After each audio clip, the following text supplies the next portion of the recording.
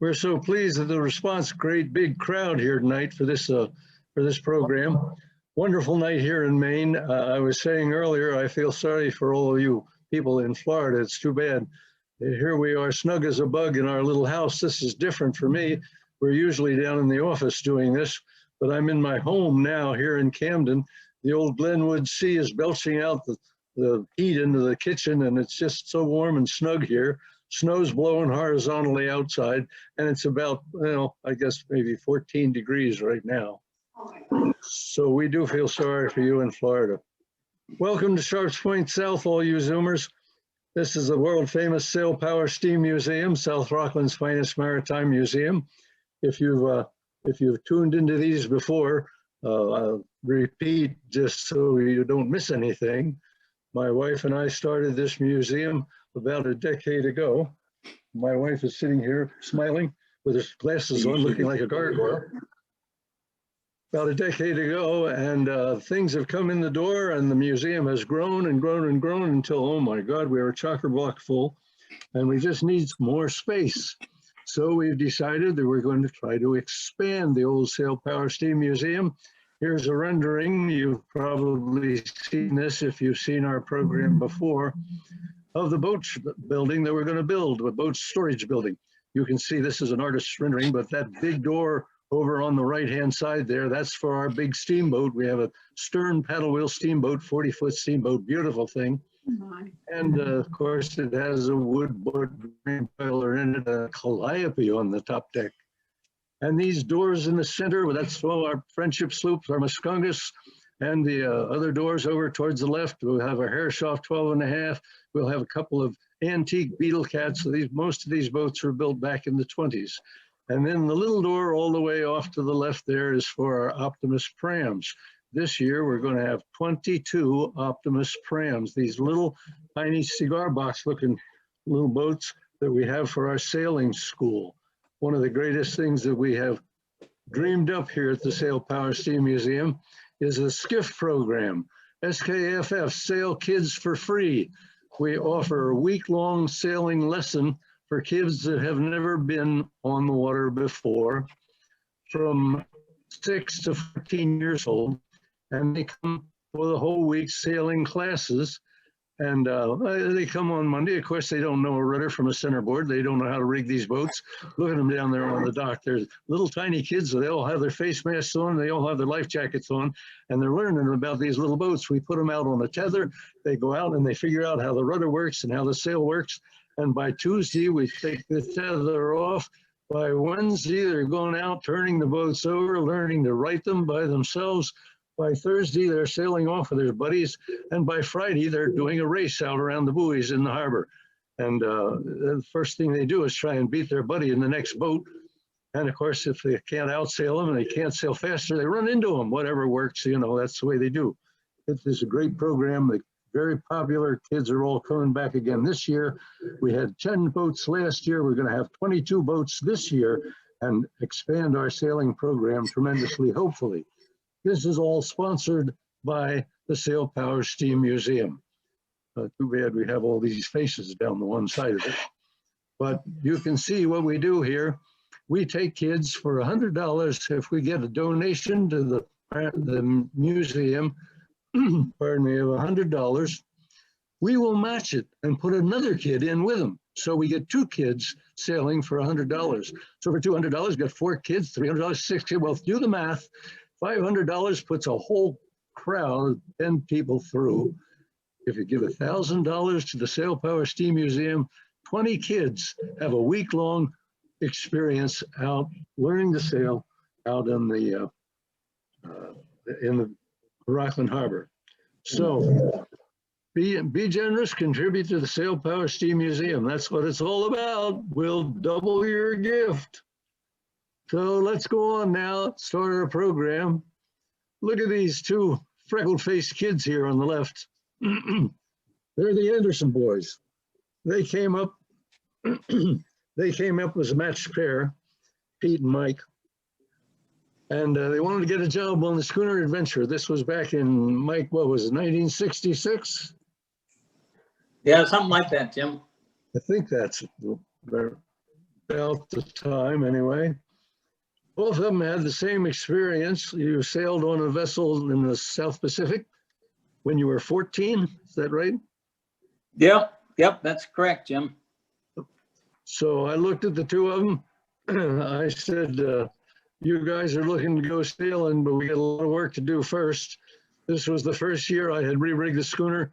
The sails were on a heap in the deck house. I had just put the main boom aboard. We had started to rig the boat. I told them, throw their gear down below, get up here and get to work. Never hardly said hello to them. At least I can't remember doing that. We went to work and we worked like slaves for the next 4 or 5 days until we went sailing, and we made it for our first trip. It was nip and tuck. We made it for our first trip. And they spent, well, let's see, Pete, I think Pete was there 2 years, and Mike, were you there more than that? You were there for 3 years, weren't you? I was there for 3, but Pete sailed for 4. Pete sailed for 4 years. Oh, Pete sailed for 4. I had it backwards. Yeah, he was your mate. Yeah, he was a mate for 4 years. Is that right? Well, turned out 2 guys, really great people, and really got us off the ground. We had a great season. Mike, you went ahead and got your license. What was the period of time between then and when you bought the Stephen Tabor? What did you do? Well, Jim, I had the Mistress for a couple of years, 2 years, and then I sailed on the Maddie for 4, and then I was able to buy the Stephen Tabor, and I had her for 5 years.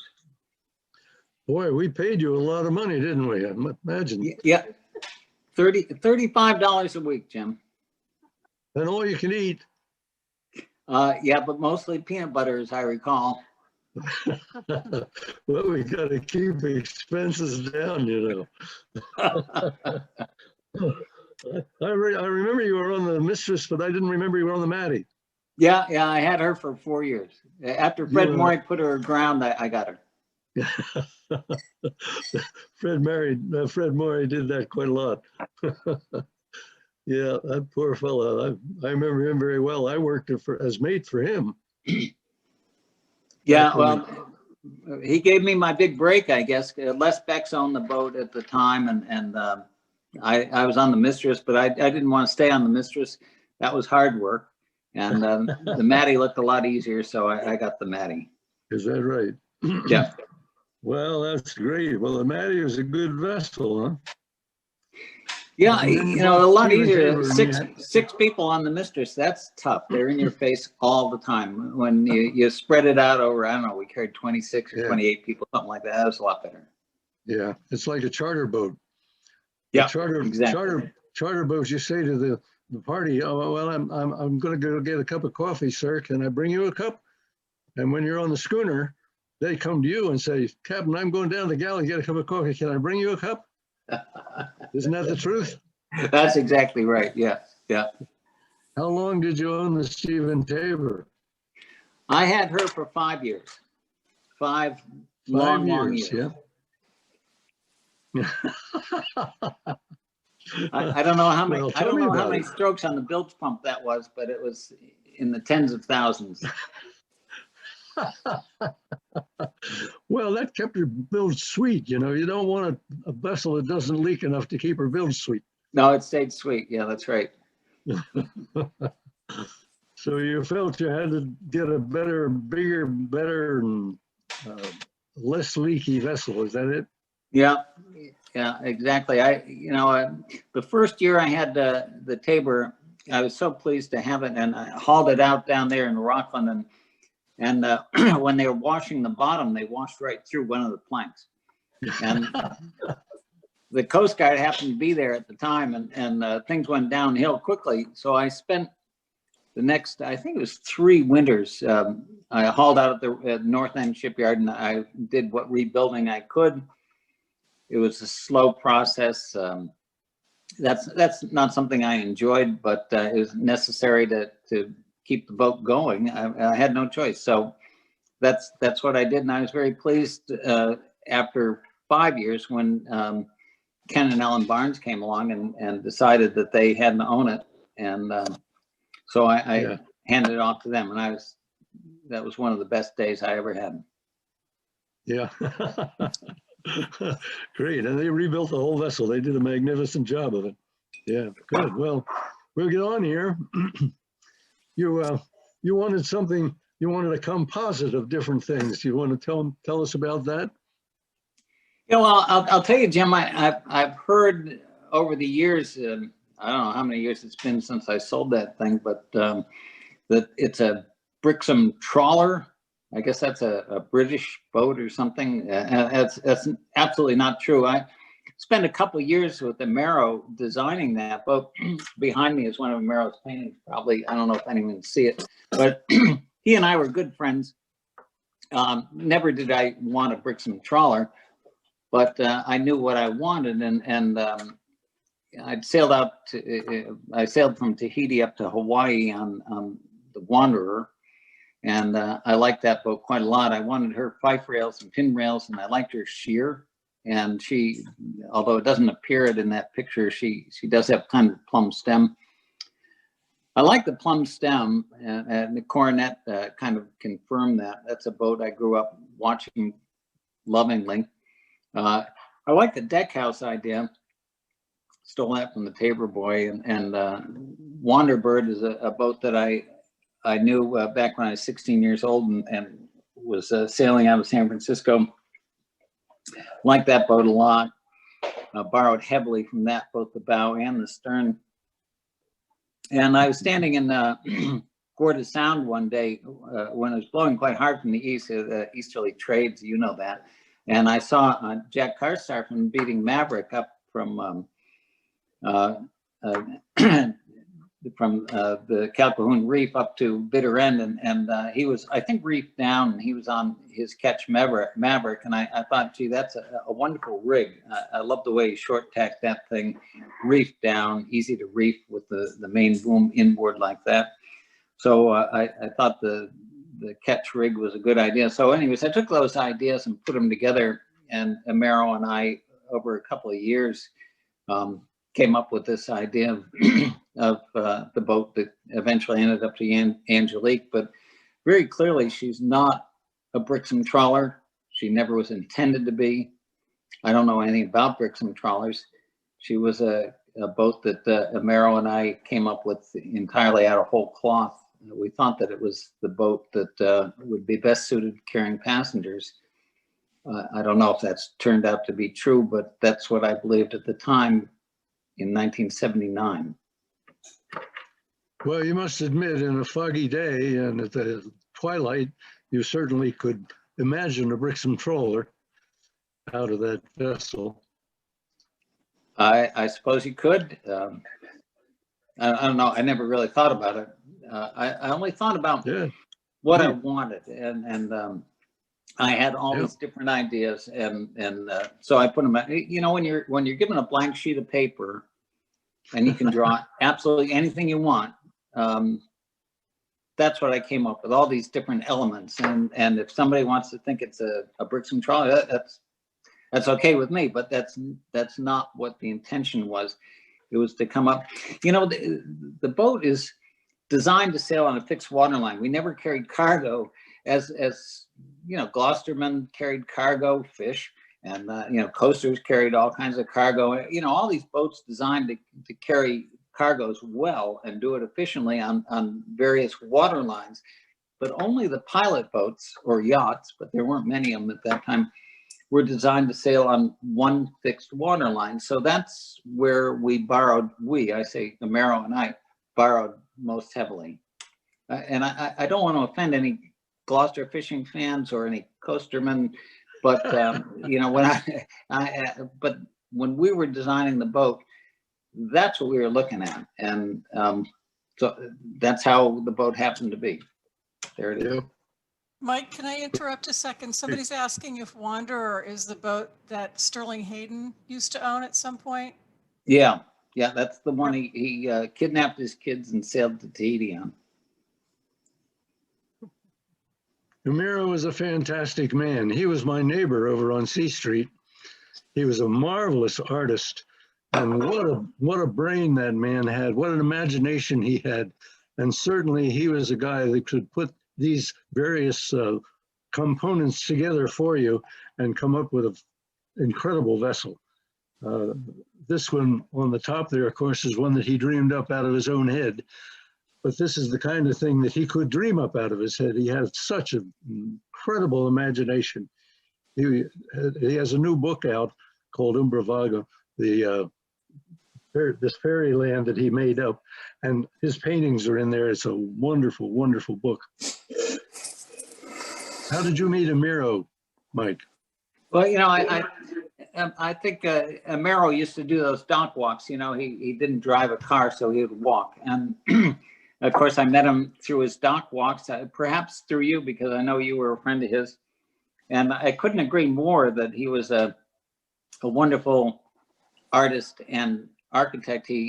I think I wrote to you that originally I wanted this boat to be built in ferro cement, and the Italians were the really the innovators in ferro cement construction. So naturally, I went to him. That didn't work out, so we built it in steel. But let me just tell you a real quick story. But this is how he did things. We had to come up with weights. The Coast Guard was big on stability. Everything had to do with weight, and we had to come up with exact weights. So I remember going over to Imero's one time, and he drew a picture on a piece of paper in scale, an iron, a cap iron that would go at the top of the mast and would circle the top of the mast, and also the ring for the topmast. And he drew this, and he said, okay, now Mike, close your eyes. So I did. And he said, now imagine you're picking that up. Okay, so I'm picking this up. And then he had a scale, you know, like a bathroom scale. And he said, now put it down on the scale. And he would take the measurement from that as to what that weight was. And that's very significant when the weight's that high aloft. We did that with every piece of ironwork, everything on the boat.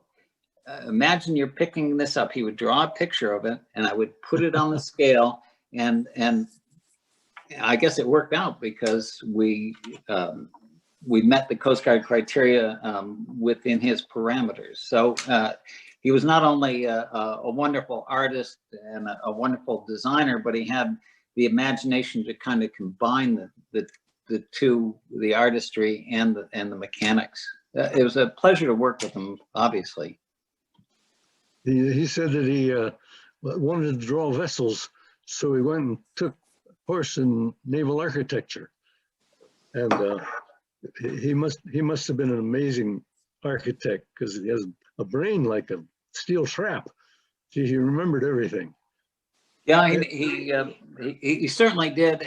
First time I wanted it in ferro cement, so we designed the boat in ferro cement. I had the complete plans for that, and I couldn't find anyone to build it in ferro cement, so I gave up on it. But he persisted, and he built a model of the stern of the boat using paper, and paper and steel are the same. You can only bend them in one direction. So he proved to me that a double chine design of the stern of Angelique could be acceptable, and because of his perseverance, I went through with the project, and I never would have had he not been so. He had that perseverance. That's all. Yeah, he sailed with me on the boat. He was one of my dearest friends. Well, anyway, yeah. here's him developing the rig, I guess. Oh, I haven't seen those. Uh-huh. Yeah, I never wanted topsails like that. Never, even from the beginning. Yeah, yeah. Well, of course, everything's there. There's another square rigger behind here, but he was. I guess you were just discussing what kind of rig you wanted. Well, the square sails on a ketch were called. It developed. It was not a ketch. It was called a sneck, and that was a European design, and Coast Guard would not accept that. We had to eliminate those. The Coast Guard was very involved, as you can imagine, with the design. So that of course, yeah. The square rig was out of the question. We had to go with a gaff topsail ketch. Sure. Now there's the model he built.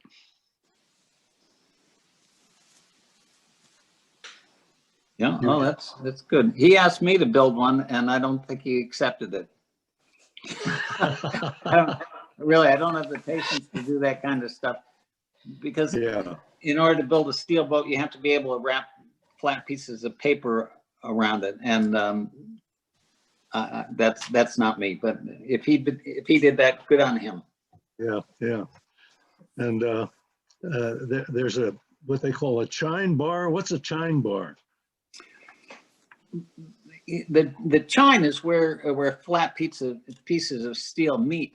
Right. And he designed this boat to have a chine bar. So where those meet, there's a 1-inch solid steel bar that goes from one end of the boat to the other, and the pieces of steel weld to the bar. I see. That doubles the amount of welding. That's a very expensive way of building a boat, but he insisted that would be the way to make it fairer, more pleasing to the eye. Right. And the same thing on the shear. Is there some kind of a half round on the shear? No. But the shear, as I wrote to you, that was a big problem. You know, Imero's Mediterranean predilection. That's one of his disabilities, I guess, that he had. And on that, they have the low point in the shear well aft, and I liked it farther forward, like an American, like a fishing schooner or like a pilot boat. And he and I had some very lively discussions about that. But also, as I wrote to you, because I was paying the bill and he dearly needed the money, I won those discussions. Well, isn't there a half pipe or something at the shear? Oh yeah, well, the rub rail, we put a split pipe on the rub rail. Oh, just as a rub rail. Yeah. And, Oh, I see. Yeah.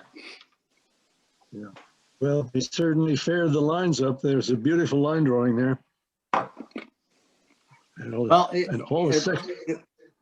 was hard to build it though, because these people down here, I'm in Florida, these people down here in Florida build a lot of work boats, and they don't really care about how they look. Yeah. And I was very concerned about that, as Imero was. And we had to spend a lot of time correcting mistakes that they made. Yep. This boat was built in a very short period of time. You know, we started in the fall and we sailed the next summer. And so we did a lot of the work at night. Yeah. And I wasn't there all night, every night.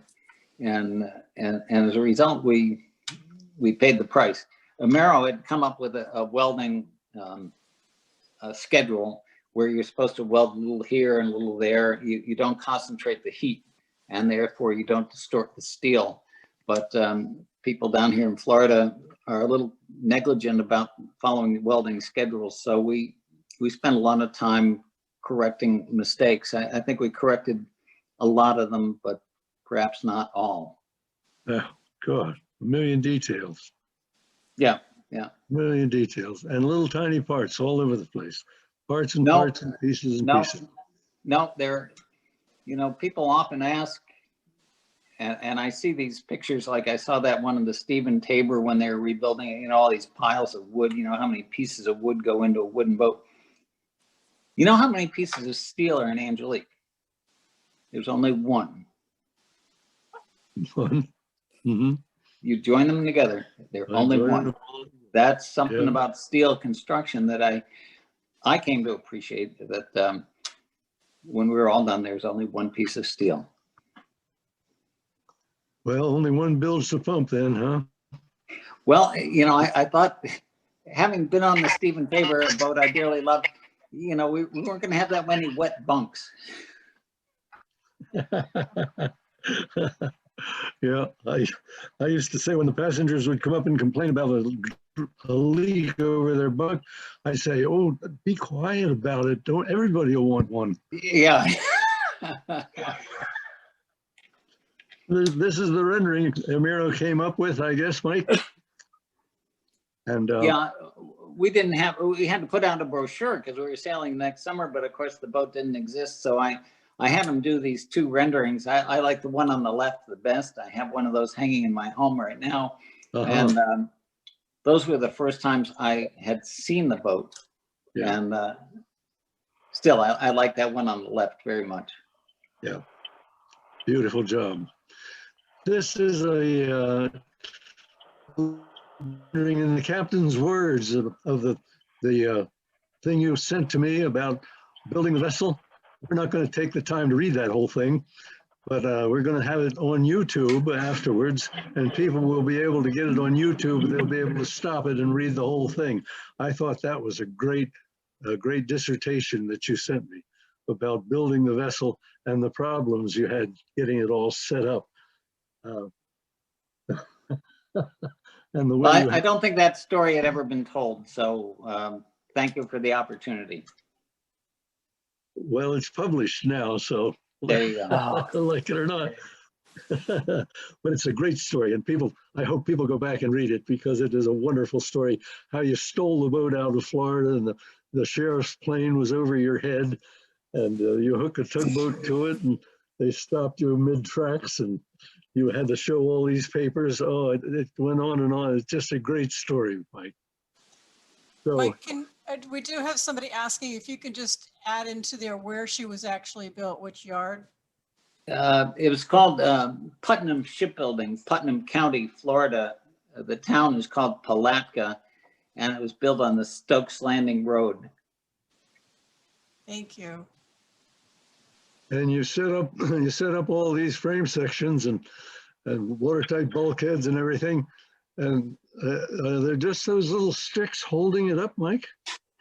Yeah, that's the nice thing about steel. You just weld all this stuff, and there were steel plates on the ground that we welded those things to, and it went together very quickly. I think Imero showed great foresight in insisting on the chine bars, which although it doubled the amount of welding, it certainly made cutting the plates to them a lot easier. They're 1-inch bars, which is it's more like wire really when you're talking about that size.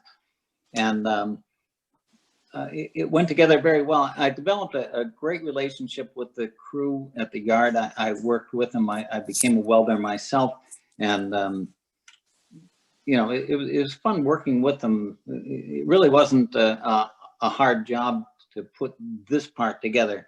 The rest of it was a little more difficult, but the actual erecting of the frames and all, not a big deal, not hard. And there she is, all plated up and held up by 5 sticks. You gotta clean that water line up a little, Mike.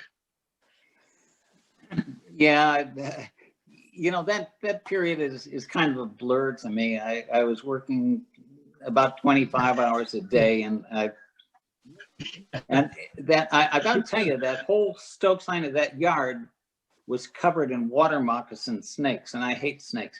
And I'd get down there before dawn every morning, and the watchman be out there shooting them with his shotgun, and I found that pretty distracting. So if I overlooked a few details, it was probably because I was in fear of my life.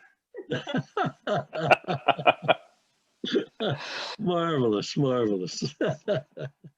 Well, here they are getting ready for the launching. I love that picture up off of the bars, under a keel there, and drifting in the air. Yeah, I got to say, I shed a tear when that thing actually picked up off the ground, and it was holding in the air, and that wreath of flowers on the bow. That was a very emotional moment for me, because I had been there for a period of time trying to get this thing done, and all of a sudden it seemed like it was a unit, one unified body, rather than a lot of little pieces that we were putting together. So that was a big moment. I was very impressed by that. You didn't think about the debt you were incurring at that point. I thought about that debt every second.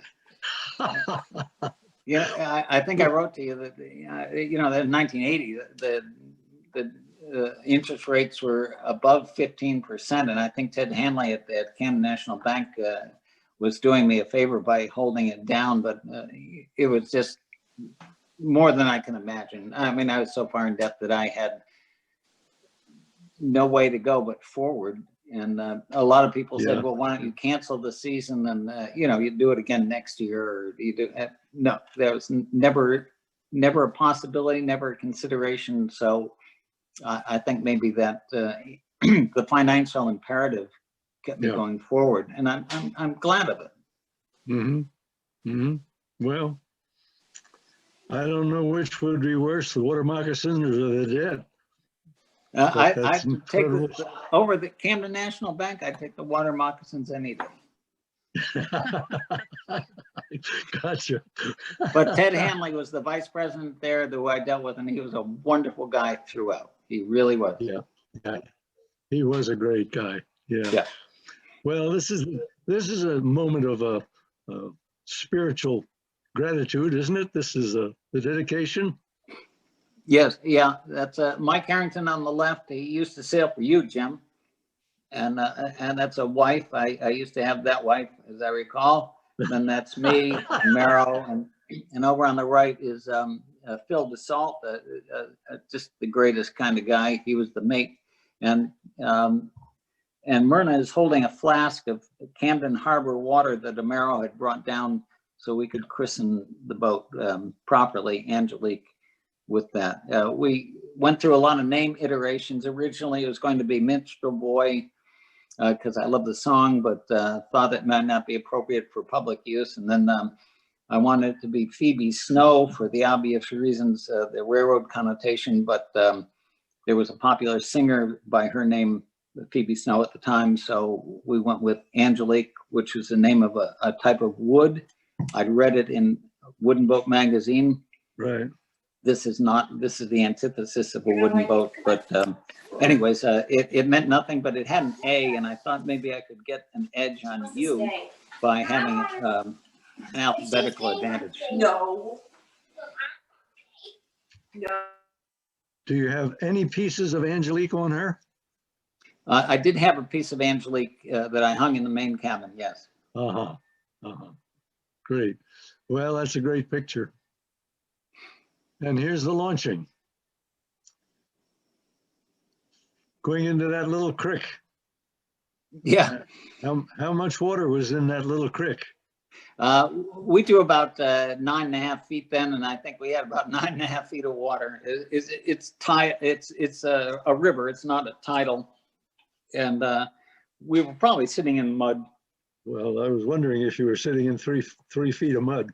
No, I think they may have dredged it because they built some proper fishing boats there. We weren't by any means. We were not the first boat they had built and launched there. So I think it may perhaps have been dredged. I see. Great. And that's 1980, huh? That's 1980. This is one of the first times you had her out?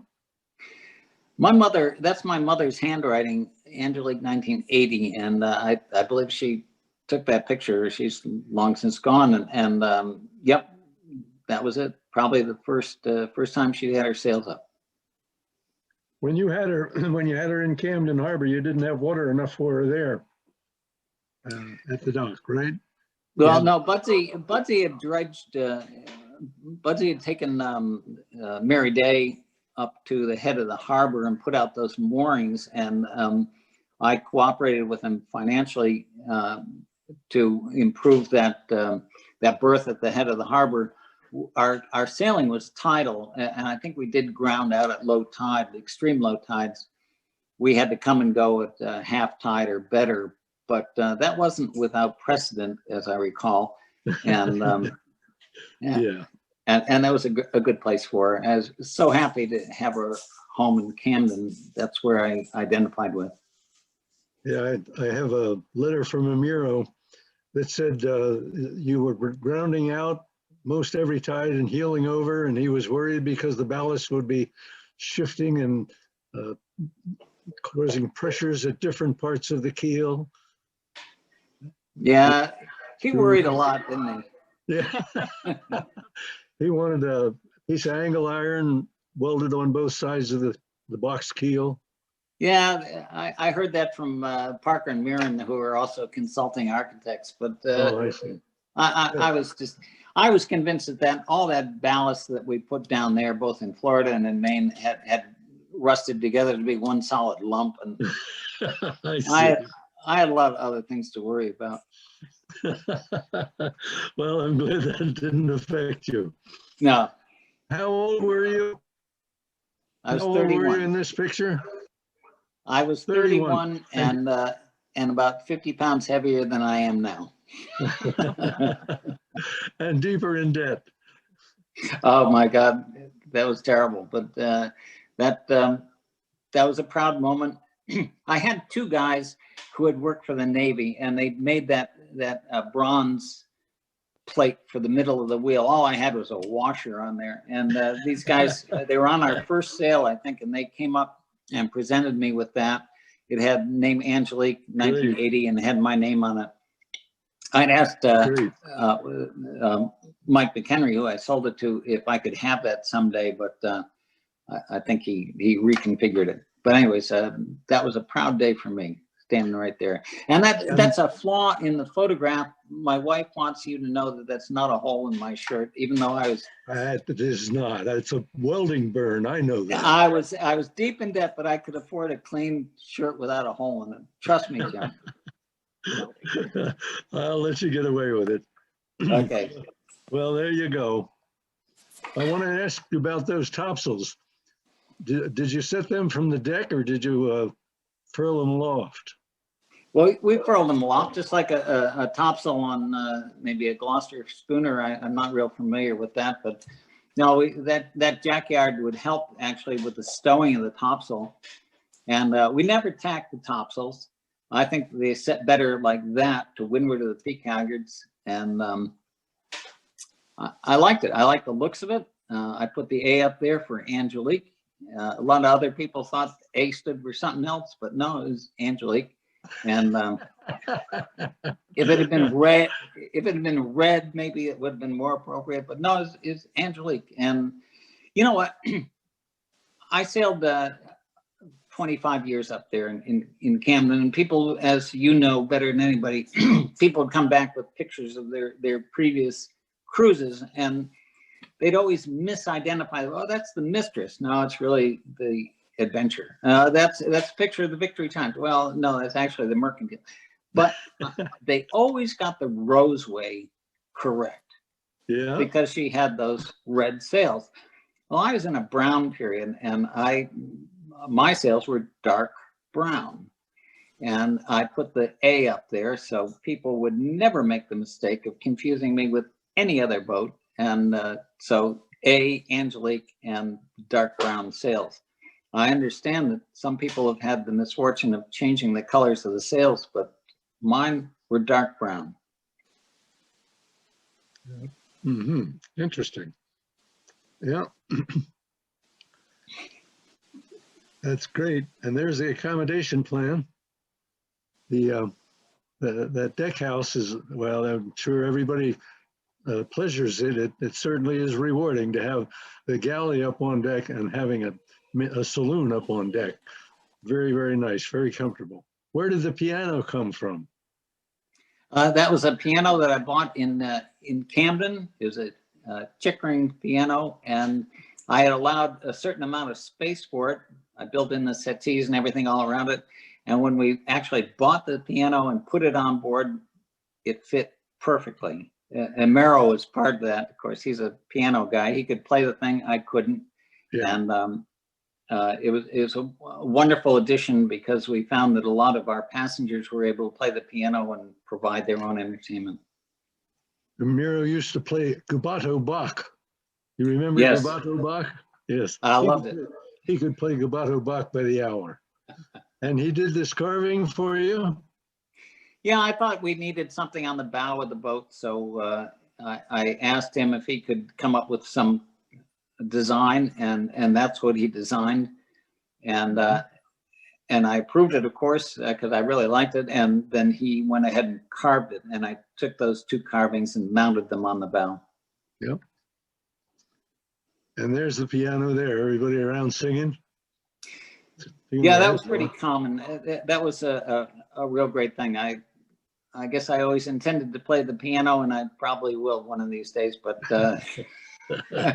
fortunately the passengers did it for themselves. What's that on the top of the mast? Top of the topmast? Is that a flying topsail? I have no idea. It looks like a flag that's messed up, but now I can't say, but that's a good picture of that jackyard topsail. Yep. And I think it worked very well. I borrowed that from a lot of other boats, including Wanderbird. Yeah. And, we won the great schooner race, a race I was proud to have started. I won it both on the Stephen Tabor and again on Angelique. So she could move out. Yeah. And what do you do with that jackyard when you furl it? It lies down. It lies down right next to the masthead. It actually makes it easier to furl because the weight of the jackyard comes down and it lays right next to the masthead, the lower masthead, and it was quite easy to use, and it went to windward well. I was kind of surprised to see that Mike, who bought the boat from me, did away with it, but I'm sure he had his reasons. Yeah. Well, maybe we'll find out. That I guess that's a different picture, going by the lighthouse. And then there was a New York trip. You made T-shirts for your. Did you create this T-shirt for your passengers? No, yeah. Somebody else, one of our passengers did that. Yeah, but I liked sailing that boat so much that I found that our seasons were just too short in Maine. So I went up to Halifax with you, as a matter of fact. Jim sailed up to Topsail in Halifax, Nova Scotia, and then the one in New York for the rededication of the Statue of Liberty. I used to day sail in Boston preseason and postseason just to lengthen it out. I went to Sea Music Weekend in Mystic one time. The seasons in Maine I found to be just too short, so we tried to extend them by these longer trips. And of course, July 4th in New York Harbor was great. We were chartered by Avon Cosmetics. Yeah. So I carried a group of people down there. They got off. Avon came aboard, and then I carried another group back. Yep. And that was a good season. Good. Yeah, Mike, I think a guest actually sent me that T-shirt, unworn, pretty old, and it arrived in the mail with a chart that was showing your route back from New York. Yeah, that was a great trip, and I think it made Ted Hanley very happy. Got it.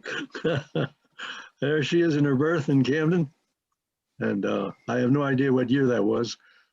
I just got a message from my engineer. We got to move along. We're using up too much time here, Mike. What year was that? I have no idea. I sold the boat in 1986, I think, at the end of the 86 season, so probably sometime around then. I know that's 1987. I had left. I was in California. I was captain of the Californian when Ken Barnes took that picture and sent it to me. Oh, is that right? So it was sold by that time to this guy? I think I sold it. I'm sorry, to Mike McHenry. I think Ken Barnes actually sent me that picture.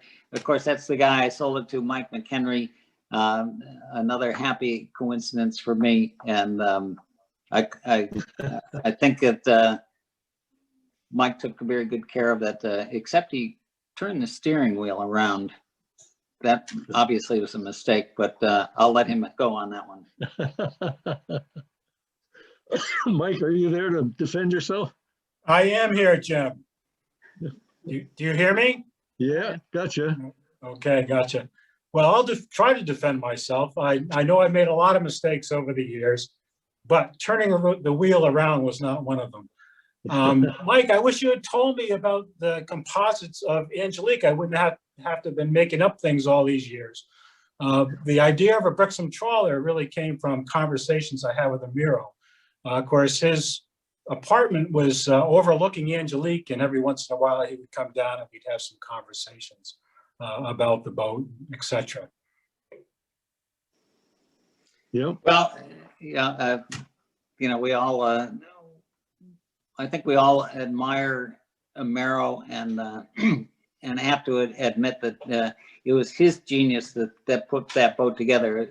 Yeah, I paid for it, but it was really his genius and his impetus that put it together. And obviously, he stayed closer to the boat than I did after I sold it. So I'll go with whatever he says. Well, you guys both better remember you got your training on the Adventure, both of you. That's right. Oh God, the silence of death after that statement, huh? Nobody says a word. I can say $35 a week. I think it was 50 when I was aboard. You were so lucky. You were both overpaid. Look, Mike, you couldn't even afford a haircut. No, I probably couldn't then. Yeah, this is a number of years after our kids were born. So this is probably 2000, no, excuse me, 95-ish or so, 96, thereabouts. Is that 96? Yeah, about 96. Yeah. Nice looking wife and nice looking kids. Thank you very I don't know much. about the other. I was gonna say it was fun having the kids on board. Yeah. Well, now here's an early picture. This is on the Adventure. Correct. That's myself, Doug Butler, and Wayne Breda. Yep. Great crew. Great crew. All of you need haircuts. Hey, $75 a week, and had to do your laundry on Saturday. No God, time for a haircut. I got a pair of head shears. We could have done it ourselves, though. Well, there you go, Mike. Change those topsails around and you put a big jumbo on her. Yeah, you know, I've always been under the impression that, you know, you should always leave a boat better than when you got on board, whether you're on board for 5 minutes or 27 years. So one thing I wanted to do with the Angelique was to make her a little bit quicker on her feet. And so little modifications to the sail plan. The 4 headsails, we had problems with the sheeting angles. So we wanted to kind of open up the 4 triangle of the boat. We wanted to go with jib-headed topsails simply because it'd be a little bit easier to manage and it would give me more leading edge for beating the weather.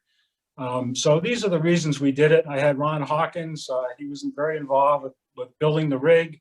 We redid the mastheads, traditional mastheads, but we wanted to make them look like wood. They're all made out of steel. So we did quite a bit of re-rigging to the vessel and made her a little quicker on her feet, as well as getting rid of the 4-bladed propellers. We put on some feather and props. And as you know, similar thing on the Roseway, it was like taking a parking brake off. All of a sudden, she was quite lively. Right. Makes all the difference in the world. There's a picture of that folding propeller. That was centrifugally operated, right? Correct. You would put it in gear and the blades would come out. Yeah, put it in gear. It was a maxi prop, feathered, 3 blades. We went with a little bit more diameter, a little bit more pitch, and turned it to be a better power boat because I was able to get full pitch and reverse. So by using the twin screws, I was able to back her a little bit more efficiently, with more efficiency, having full pitch and reverse. Yeah. Were they Luke wheels or were they some other brand? No, they're maxi props. The Luke wheel is based on an old patent from the 30s, the Hyde propeller. And I wanted something a little more modern where I didn't have to redo the shaft taper. And the maxi prop hubs are bored specifically for the given taper you happen to have on your vessel. Yep. And you changed your color. I changed the color again, working with that Brixham trawler theme. Of course, it was all a marketing ploy. But you know, in conversations with Imero, he agreed that traditional colors would certainly suit the vessel. Yep. 27 years you had her? 27 years, and they were all good 27 ones. years. That's Yeah. great. Oh, that's a good long tenure. Good career. Well, it gave you plenty of time to get her the way you wanted her. Yeah, And, and there's still things to do, and we're happy to sell the vessel to Dennis and Candace, Yeah. who have taken over the charge and have been great stewards of the vessel. The vessel will always require maintenance, for sure. Well, all vessels do. Yeah. Yep. There's Deb. What? That was with us for what? Oh, it must have been 20 years. 20 years, I think. Yeah. Yeah. That's Hey, great Mike. picture over the companionway there. Yeah. Mike, while you're Yeah. talking about some of the changes, somebody is asking why you did turn the wheel around. I turned the wheel around simply because I felt trapped behind the other wheel. And I didn't like people coming and leaning on top of the wheel box. It was just the wrong height. I felt trapped. I wanted to be able to move to rail more easily. So that's why I moved it around. Serving plenty of coffee. Always coffee. Always. Plenty of food. That too. That too. There we are coming in. Yeah. That wasn't the time I brought her in when your son was born. No, I don't think that was it. Not that And- one. And I That's wrecked the your only- engine. Yep, yeah, you couldn't start one engine. We had problems with the starter on that one. But the 2 times I didn't sail aboard the vessel was one when my son Ryan was born, and again when my daughter Katie Rose was born in '92. Yep. Those are the only 2 trips I missed. You know, Mike, the only time someone has driven the boat other than me since I bought it was when my son was born, and you had to move the boat out of the pen up at the shipyard and put it on the dock. So it's a tradition on Angelique, I think. Yeah, and when I went up Yeah. there, as I shared this story recently, when I went up to Front Street Shipyard, and it had been a year or so since I'd been on the vessel, it was like seeing an old girlfriend, and happy to see her, but you kind of realize that you've gone your ways. They're a bunch of happy passengers. It was the best part of the business with the guests, the people that sailed with us, and also the crew that came aboard. Yeah. And the old seine boat. Yeah, that was from the Roseway. Bought that from George Sloan, Cappy, we called it. And I think that's the name of the Yeah. vessel when it was on the Roseway as well. Yeah, great way to get folks ashore. Yep. Orville built that, right? Yep, he did. Yep. And then there's contemplating, where in the devil are we going to have a lobster bake today?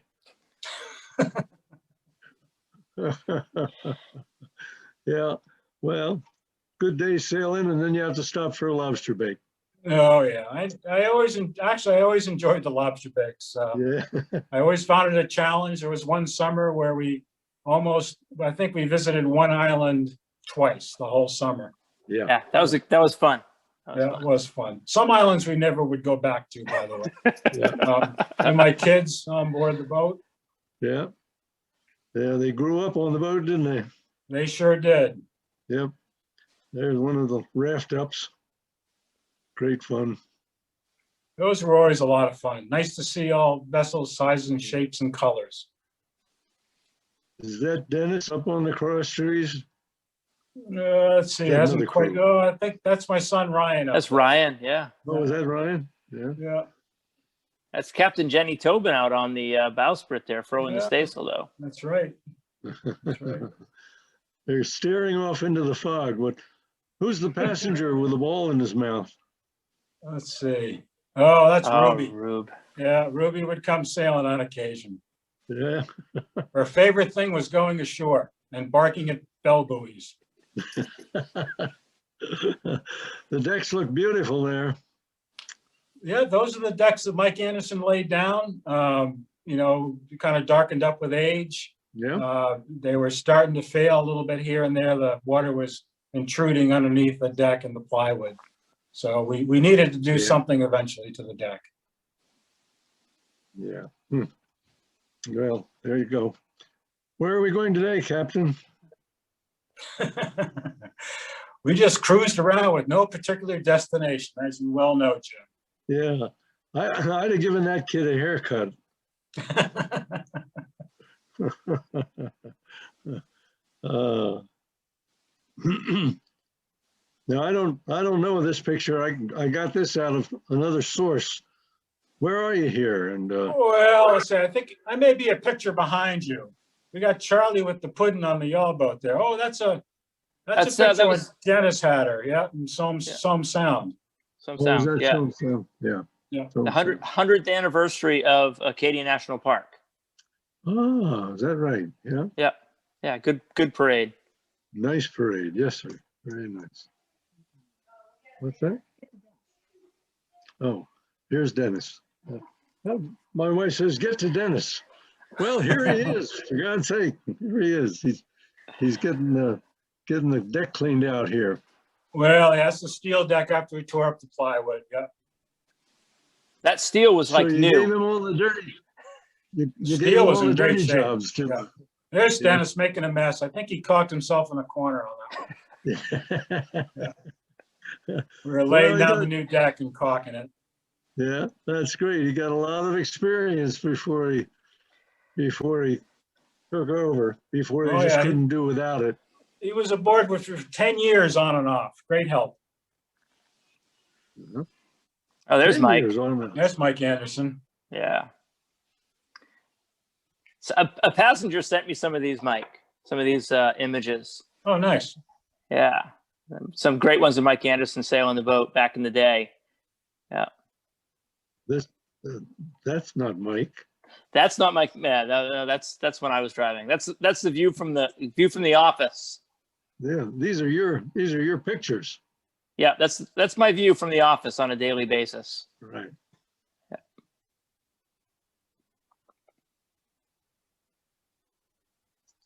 Well, there's some beautiful action photographs here, beautiful pictures. Yeah, I think there was another one that I sent you that I don't know if it's there or not. Was a shot that probably Mike had taken or a guest had taken. It was this same view from back when he owned the boat. Yeah, this that image on the left. She was coming up into Castine, bone in her teeth. And trading tacks with your old boat there for both Mike and Jim's old boat. Trading tacks with a Tabor. Mm-hmm. Yep. I think. She's yeah, got go ahead, enough Jim. flags. She's got enough flags flying. She's out flying her flags for you. Yeah, she flies a lot of flags. I think this was like 3 years ago before I got the new jib topsail. But yeah, this is the parade of sail down in Rockland, sailing around. Yeah, those events are just fantastic. I think you were probably narrating this one, Jim. Huh? Really? From the lighthouse? Yeah. Yeah. I thought this was kind of neat, Dennis. You tore that house off there, and you build it new in your shop at home. I think I'm a slide behind you. But yeah, there it is. Yeah. So yeah, I built the deck house had finally given up the ghost. You know, she'd had hatches there. I think it might have originally been an ice box there. Oh, is that correct, Mike Anderson? Is that an ice box Yeah. you had back there? Yeah. So it had given up the ghost. We had replaced the front of it. We'd replaced the corner posts, and I finally cut it all up. And I built a see. new house. I built a new house in my shop, and then we brought it on board and we lifted it up with the mizzen boom and set it in place. So it was a we obviously, just like you did, you got to do everything yourself. So I scavenged what I could. Those are the original hatch slides, as far as I know. It's the original hatch. And then it's the radar box it was on. And there it is going on board. Once we'd cleaned up the deck and got it ready, it only took a couple hours to install the house. So it was a nice quick fix. A few weeks of building a new deck house though in the shop. Yeah. There's the galley. You got beautiful paneling in the galley. God, it's great. Yeah. So this is the new galley we put in. The cabinets that Mike McHenry had put in, it was just time. They were starting to get pretty bad. So we wanted to put in new. And one of the guests that's actually on here tonight put that in. Jumped over to the next slide. This is one of our, there we are. So he built these in the shop, built all the doors. Bob Bailey, he's been sailing on Angelique for years. I'm So not he, showing the right. yep, not we're showing- we're right on it, Jim. And then we put the stainless steel countertops on. It cleaned it up a lot. It's a nice prep surface for the guests. This is laying out a new mizzen. We're laying out a new sail. This is the sailmaker's apprentice that is helping out there.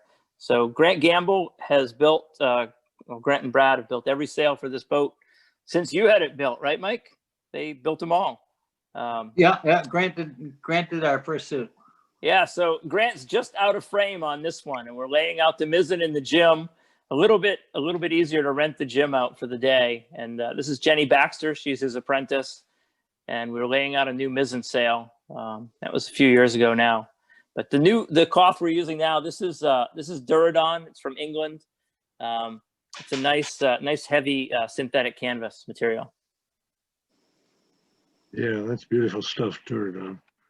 So you were out at the Front Street Shipyard. Yeah, so this is how they haul us now. It's quick and it's easy. They lift us up. Takes about an hour from the time we back in to the time they set us down on the jack stands. Lets us work on a level surface. So it's a nice, easy thing. And we haul on our schedule. So I usually call them up and tell them when I want to haul. And they just pick me up and put me in the parking lot. It's a nice thing. It's a 440 metric ton travel lift. And Angelique comes in at about 146 metric tons the last time I hauled.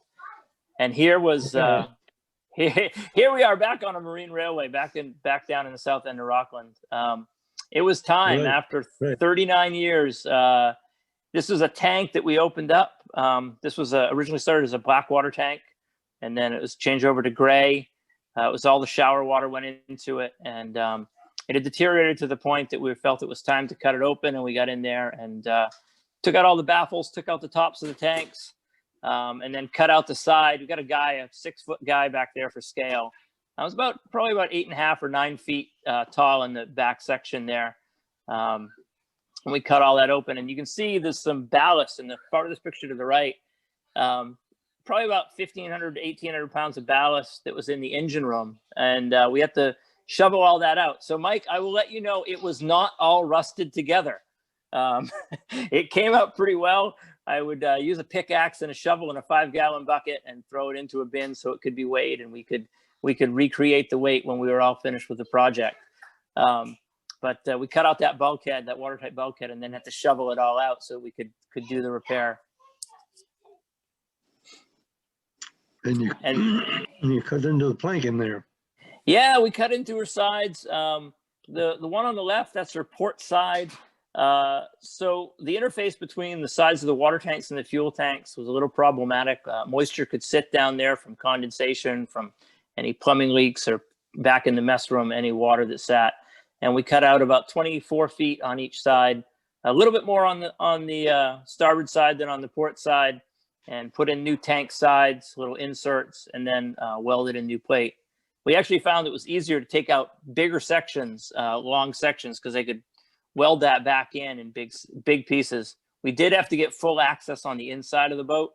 So we had to rip out the mess room, and I had to rip out 6 cabins back aft to rip out the sole or midship to get to the inside there. Good. But we were out for 6 weeks in 2019, just before the pandemic hit. Yeah, good timing, huh? Good timing, but I tell you, the shipyard did a fantastic job, and she's in better shape than she's been in quite a few years. I feel really confident in the boat now. I did before, but we cut a lot of the boat out and replaced some plating in there. It was a pretty major job. Yeah, God, it looks major. There's a new piece of plate sitting right there, getting ready to jerk it into place, huh? Yeah, that's 1/2-inch steel plate on the keel sides is 1/2-inch. And then it was all 5/16 there from the below the chine log down. And we put in, I think we put in 14 new frames, 7 aside.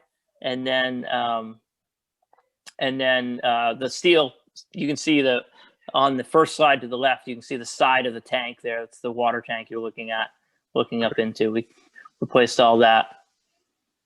You can actually in the middle slide you can see the stairs in the in the mess room. Right. It gives you a little perspective of where we are in the boat. Yep. God, seems like quite a project, all right. Well, they all are. It's always a project. Yeah. Is that a chine bar we're looking at right there? That is, yeah. So that middle slide, you can see that chine bar Right. that Mike was talking about, a piece of 1-inch steel. And the guys at the Right. shipyard were pretty pleased to have that. It actually did make it a little easier.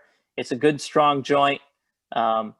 And the steel above it was just like new. It was just down close to where the tanks were, that it was bad, that we had to remove. Fabulous. Great. Well, you all back together again then. Oh yeah. Back together, back in Camden Harbor. 6 weeks start to finish. That felt pretty good. Well, thank you very much. Anything you want to add there, Dennis? Oh no, well, just that, it's great to hear the history from Mike Anderson. Of course, I sailed with Mike McHenry for so many years, but it's good to hear some history from Mike Anderson. And I did get the chance to get on his boat a few years ago when he had the Charlie Noble up here, and that was a treat to sit down and talk to him, get the history of this boat, and learn a little bit more about her. And I wanted some of those pictures, Mike. You had some good stuff there that I haven't seen. Well, it was wonderful, and it's great to have all you guys there. Great to know all you guys all these years. Dennis, you worked for me in the museum for quite a long time, did wonderful things for us, building friendship sloops. And these other guys, I paid them so much money to be crew on this schooner, they were able to buy all these boats. I guess I should have known better. So what a great, I will tell you, Jim, that by the time I started working, I could actually make a living. I bought a house. Mike McHenry paid me enough. I bought a house, bought a new car, new truck. I don't know. Yeah, we'll have to start over again here, do something. That's so great. We've got one more program coming up. Then we'll open it up for questions just a minute. Okay. There's a couple of questions here. Somebody's asking what the engines are. Yeah, Dennis, you want to tell them about the engines? Well, they're Detroit 471s. Mike Anderson, you can field where did you find those engines? So they were used when you got them, weren't they? Yeah, they're actually Great Marines. They're from World War II. Yeah. I bought those from Boats and Harbors, sight unseen. Well, the starboard one has been replaced. I replaced that. I want to say 5 years ago. I replaced the starboard engine. The block finally gave out, so I had to replace that engine. I replaced that block after the fire, anyways. Yeah, that was the fire was in '83, I guess. Well, we lost the engine room, and both engines were rebuilt then. One of the longtime guests that I have still sailing, a man named Bill Brady, sailed with you on the Tabor, sailed with you on the Angelique, and he was on that trip, and he still talks about that. What was the fire all about? Oh, engine room caught fire. Back then, you used to have actually a tube of oil to give you oil pressure back at the wheel. And that tube chafed through where it went through the watertight bulkhead in the engine room, squirted on top of the engine and caught it on fire. And the whole thing was ablaze. I went down there with a dry chemical fire extinguisher and put the fires out. But of course, that pretty much ruined the engines. So I had them both rebuilt that winter. I think it was '83. Yeah. Great. Huh. That wasn't so great. Well, I should say very interesting. Is there any more questions? If everybody would like to unmute, we can certainly do questions. I just want to say this is the next program coming up, the Schooner Mary Day coming up. We've got Barry King, of course, and Steve Cobb, boys, and hopefully a lot of pictures when Bud had the Mary Day and had her built. I have a launching picture, and it's going to be an interesting program too. And we'll be doing the victory chimes. We'll be doing the Louis R. French, the American Eagle, and then to be decided. So keep your eye on the world famous Sail Power Sea Museum, our captain's quarters videos, and I'll drop the share here and open up for questions if we have any more. Nice to see Any everybody. more questions from anybody? I did a lot of dishes on Angelique. You took a lot of pictures on Angelique? Oh, I did a lot of dishes on Angelique. Worked for Mike Anderson, The dishes. Sue Nugent.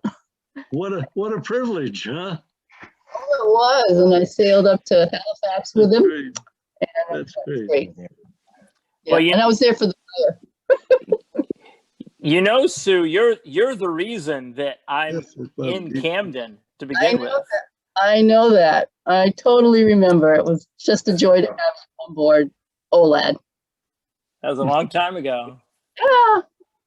My kids grew up with you around. Yeah, they did. Yeah. It's great to see everybody. Well, it's certainly great to have everybody there. Hi, Pammy. Good to see you, dear. Great to see everybody. Thank Great you. all. seeing you. And if there are no more questions, Jim, Wanna- can I say something? by all means, Rick. This is Rick Lewis. I've been sailing on these vessels. I started with Jim Sharp in 1983. You have such an investment in this Windjammer fleet. I You certainly do. I you certainly could've- do. You could have retired. I know, but it's been a whole lot of fun. I started with Jim on adventure. I never got to sail with Mike Anderson because my dad was a Gloucester boy. He sailed on the schooner Elsie when he was 9 years old Yes. out on the Grand Banks. And Yes. so that was part of the heritage. But 4 generations of my family have sailed on Angelique. Yeah. We've had a great time there. But what I really want to say is that as wonderful as all these vessels are, if it weren't for the captains and the Mhm. crew, it wouldn't be the same. You know, you guys make it. All the captains, all the crew members that I've met over all these years have been just wonderful, wonderful people and a whole lot of fun. As much Well, as this, Thank you. Thank you very much. It's really great to see my old Labor Day gang. Half of them are still around. Pat Weiss and so on. All the old Labor Day gang that went over and sailed on the Angelique. Well, wonderful. Got somebody on here, Jim Rodney from Bangor. Rodney, I don't know if you're still there, wrote in the chat room that he and Judy thoroughly enjoyed 8 weeks on adventure with Jim, 4 weeks on Angelique with Mike, as well as one with George. His first year with Roseway and 1 week on Mary Day. Many trips with John and Maureen from Gloucester. Still the best vacation, bang for the buck. So some of you guys really hang in there year after year. It's great. It's that's the way it is. You get to be a schooner addict, huh? Yep. We had a hell of a good time, but I cost Mike about $50 once. I picked up a pot off Rockland when he let me steer. He didn't let me steer again. Where is the money, Rodney? Come on. The check is in the mail, Michael. All right. I'll hold my breath. Send that, Rodney, just send that to Yankee Packet Company, P.O. Box 736. Gotcha. Well, it happens. It happens. Well, thank you all very much for coming. Happy New Year to you.